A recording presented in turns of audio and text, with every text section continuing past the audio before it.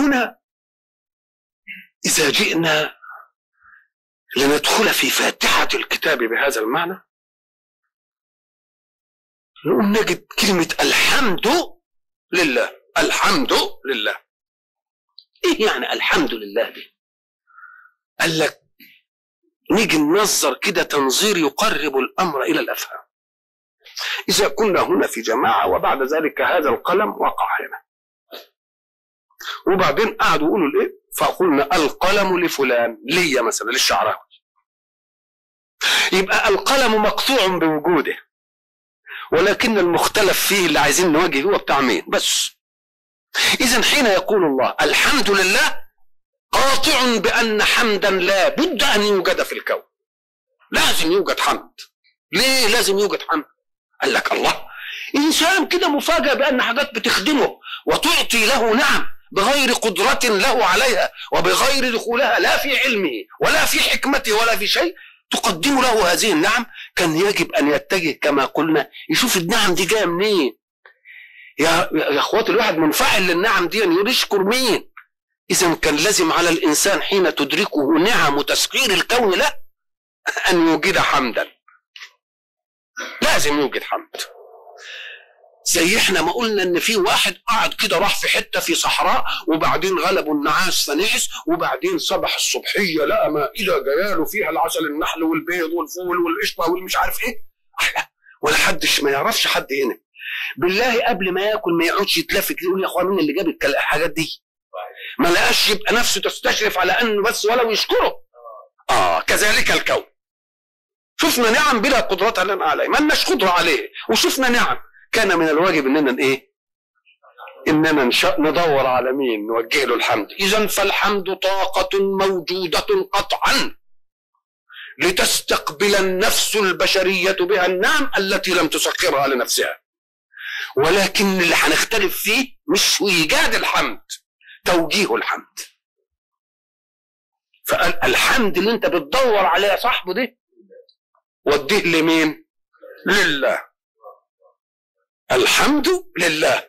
وبعدين جاب لك الحيثيات انه الله ولانه رحمن ولانه رحيم ولانه مالك يوم الايه ولاننا هنعبده ونستعين به الله. اذا كل المسائل جايه منه متعلقه به كلها. اذا فما بعدها حيثيات للحمد المقطوع بوجود او حيثيات مش لوجود الحمد لا لتوجيه الحمد. فوجود الحمد امر فطري كان يجب حتى اللي مش مؤمن باي حاجه كان يجب يدور على مين اللي انعم عليه هذه النعم. فاذا جاء ما جاءه رسول يوجهه يقول له ده بيحل اللغز. الحمد اللي انت تعبان فيه وعايز توجهه ده والشكر اللي عايز تسنبيه وجهه لمين؟ وجهه لله. ومن العجيب ان النسق كان المفروض فيه يقول الحمد للرب العالمين عشان نعمه الربوبيه رباك وعمال يمدك لان دي عطاء الربوبيه. انما عطاء الالوهيه دي تكليف. فكانه بده يقول لك التكليف ايضا من الله نعمه من النعم لانه يكلفك لامتداد نفعيه حياتك التي لا تفوتك فيها النعمه ولا تفوت فيها انت النعم. مع ان ظاهر الامر ان كلمه الله هتكلبشني بتعبديات. كلمه الرب هتعطيني صحيح وعطتني كتير انما كلمه الله هتقيد ايه؟ حركتي. يوم يجيبها هي الاول. تقييد الحركه دي هي قمه النعمه. هي قمه النعمه. ولذلك الحق سبحانه وتعالى حينما جاء في سوره الرحمن كان المنطق يقول ايه؟ الرحمن خلق الانسان وبعدين علمه القران. يقول لك لا ده ما يمتنش بخلق الانسان ده بدون منهج ابدا. لان لو كان الانسان هيبقى بدون منهج كانت هتبقى حكايه فاسده وكل واحد يعمل ما اللي هواه فيه. وحين يصنع كل انسان ما فيه هواه تفسد حركه الكون. ولذلك اذا استقرات القران وجدت كل خبر عن الانسان من جنس الشر الا ان يجيء الاستثناء بالايمان. والعصر ان الانسان بانعزال انسانيته عن المنهج يبقى ايه؟ في خسر. امال مين اللي ينجو؟ الا الذين امنوا. اذا الانسان بدون منهج تبقى كلها ايه؟ ان الانسان خلق هلوعا اذا مسه الشر جدوعا واذا مسه الخير الا. يبقى اذا لولا وجوده الا دي كان يبقى الخبر عن الانسان ده. اذا فالانسان بدون منهج قيمي يبقى كل الكلام عنه شر. ولذلك والتين والزيتون وطور سينين وهذا البلد الامين لقد خلقنا الانسان في احسن ثم رددناه الا الذين امنوا. ايه اللي ينجيني من اسفل سافلين؟ الا دي. يبقى اذا الله لا يمتن بالخلق بخلق الانسان، لا يمتن اولا بانه الرحمن علم القران. يعني لو كان خلق الانسان ده بدون تعليم القران وبدون المنهج كانت ما تبقاش يبقى اذا هذا هو الايه المنهج. فايه عندنا بايه؟ باسم الحمد لله، اللي نفتكر ان كلمه الله دي بتقيدنا بالتكليفات، تقوم تقول له هي دي عين العطاءات، عين العطاءات. كلمه الحمد ده بقى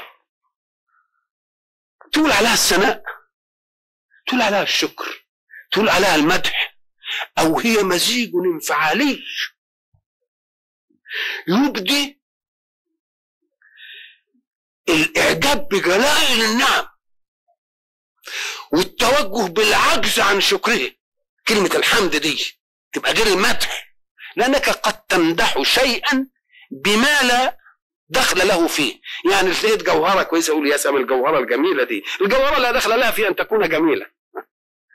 يمكن تمتدح واحدة جميلة تقول يا سلام ما لهاش برضه، إنما الحمد يبقى ما له اختيار، يبقى الحمد لمن له اختيار في أن يفعل أو لا يفعل.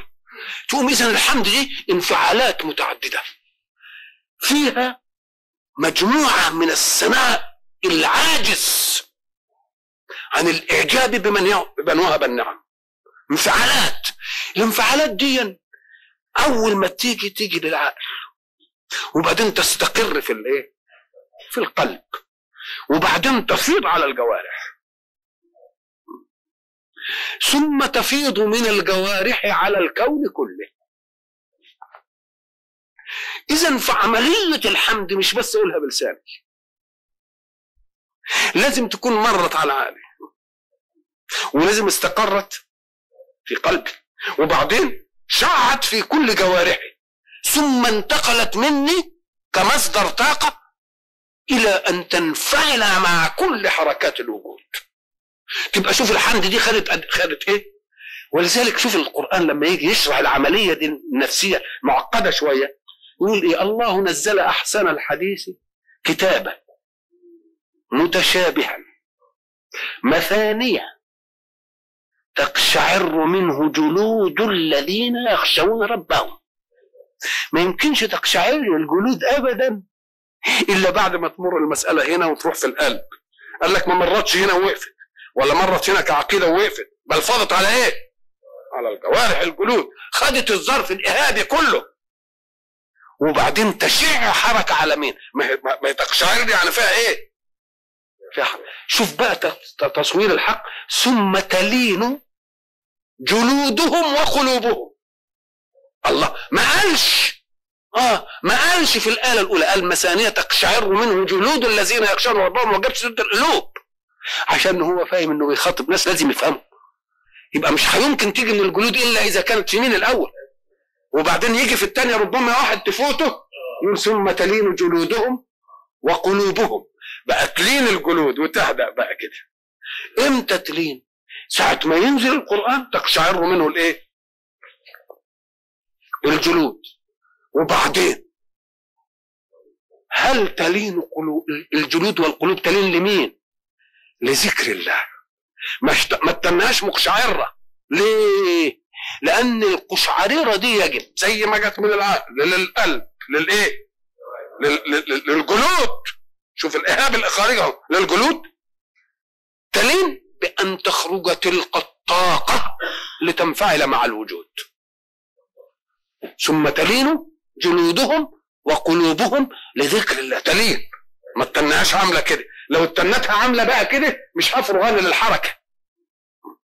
زي البطاريه نحطها تنشحن تنشحن وبعدين ناخدها نستعملها بقى في ايجاد طاقه، ولا تفضل بس هي تنشحن يفضل الجسم يخشعر كده؟ لا، القشعريره دي راحت فين؟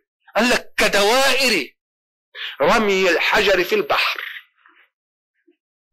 ترمي حاجة كده في الايه؟ في المية، تقوم تعمل ايه؟ دوائر. تقعد الدوائر كده لحد ما تصطدم بمين؟ تصطدم بالايه؟ بالشاطئ كده كويس. يوم يجي اذا الحمد يعمل العملية النفسية دي، ودي عملية طبيعية في استقبال المدركات للإنسان العادي.